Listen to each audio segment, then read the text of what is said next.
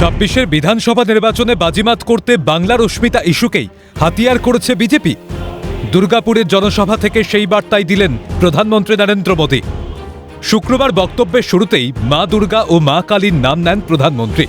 এছাড়া অনুপ্রবেশ থেকে শুরু করে একাধিক ইস্যুতে বঙ্গের শাসক দলের বিরুদ্ধে সুর চড়ান তিনি। পাশাপাশি রাজ্যে পরিবর্তনের ডাকও দেন প্রধানমন্ত্রী। তার কথায় বিকশিত বাংলায় মোদীর গ্যারান্টি।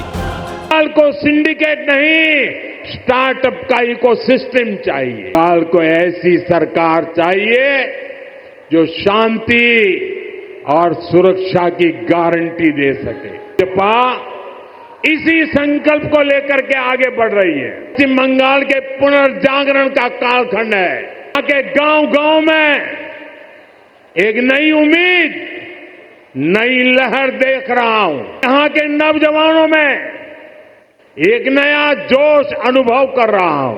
मिलकर नया सवेरा लाना है, बर्तन का कमल खिलाना है। तो बांग्ला मोदीर गारंटी। প্রধানমন্ত্রীর এই বক্তব্য নিয়ে বঙ্গ রাজনীতিতে শুরু হয়েছে রাজনৈতিক চর্চা। প্রধানমন্ত্রীর এই বক্তব্যকেই কটাক্ষ করতে ছাড়েননি বঙ্গের শাসক শিবির। তৃণমূল কংগ্রেসের নেতা কুণাল ঘোষের কটাক্ষ, প্রধানমন্ত্রীর মনের ভেতরেই পরিবর্তন হয়ে গিয়েছে। बंगाल में दूसरा कोई परिवर्तन का बात तो है नहीं, लेकिन प्रधानमंत्री जी के अंदर में कोई परिवर्तन हो गया। उसका पूरा स्पीच में एक बार भी जय श्री राम नहीं बोला उन्होंने, और जय मां दुर्गा, जय मां काली ये उन्होंने बोल दिया। একই সুর রাজ্যের মন্ত্রী চন্দ্রিমা ভট্টাচার্যের গলায়। তার প্রশ্ন, বাংলা ভাষীদের অপমান নিয়ে তো আপনি কিছু বললেন না। চাপ পড়েছে তাই ওই প্রথম বাংলায় আপনি শুরু করলেন, বিকশিতকে এখন বিকশিত বলছেন। বোঝা যাচ্ছে চাপটা ভালোই হয়েছে। তা বিকাশটা কোথায় করলেন আমরা জানতে চাই। বিকাশে বাংলায় যারা বঙ্গভাষী এবং অন্যান্য জায়গায় যারা বঙ্গভাষী তাদের রোহিঙ্গা বলে তাড়িয়ে দিচ্ছেন। আপনার ডবল ইঞ্জিন সরকারের একটি প্রদেশের মুখ্যমন্ত্রী তিনি যারা বাংলায় ফর্ম লিখছে তাদের ফরেনার হিসেবে কাউন্ট করতে ওনার সুবিধা হচ্ছে উনি বলছেন। কই আপনি তো তার বিষয়ে কিছু বললেন না। অন্যদিকে পদ্ম শিবিরের তরফে পাল্টা তৃণমূল সরকারকে উৎখাতের ডাক দেওয়া হয়েছে। বলিউডের অভিনেতা তথা বিজেপি নেতা মিঠুন চক্রবর্তীর দাবি, তৃণমূল সরকারকে হঠাতে সবাইকে ঐক্যবদ্ধভাবে ময়দানে নামতে হবে।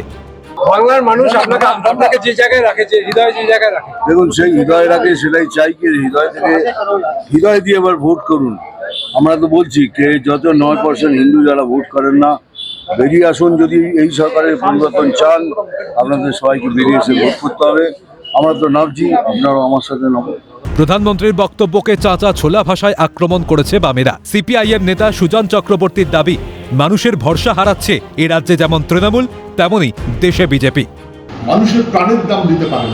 আসামের দিকে তাকিয়ে দেখুন, উত্তরপ্রদেশের দিকে তাকিয়ে দেখুন, গোটা রাজ্যের সম্প্রতি উড়িষ্যা তাকিয়ে দেখুন।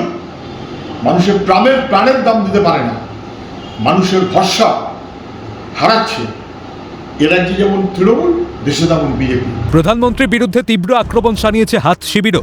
প্রদেশ কংগ্রেস সভাপতি শুভঙ্কর সরকারের তরফে একটি প্রেস বিবৃতি জারি করা হয়েছে। তাতে প্রশ্ন তোলা হয়েছে, প্রধানমন্ত্রী বিজেপি শাসিত রাজ্যগুলিতে ঘটে চলা নারী নির্যাতন ও ধর্ষণের ঘটনার প্রতিবাদে চুপ কেন থাকেন। অর্থাৎ দুর্গাপুরের জনসভা থেকে প্রধানমন্ত্রীর রাজ্যে পরিবর্তনের যে ডাক দিয়েছেন তা নিয়ে রাজ্য রাজনীতির পারদ চড়তে শুরু করেছে। এর আঁচ ২৬-এর বিধানসভা নির্বাচনে পড়ে কিনা সেটাই এখন দেখার। ক্যালকাটা নিউজ।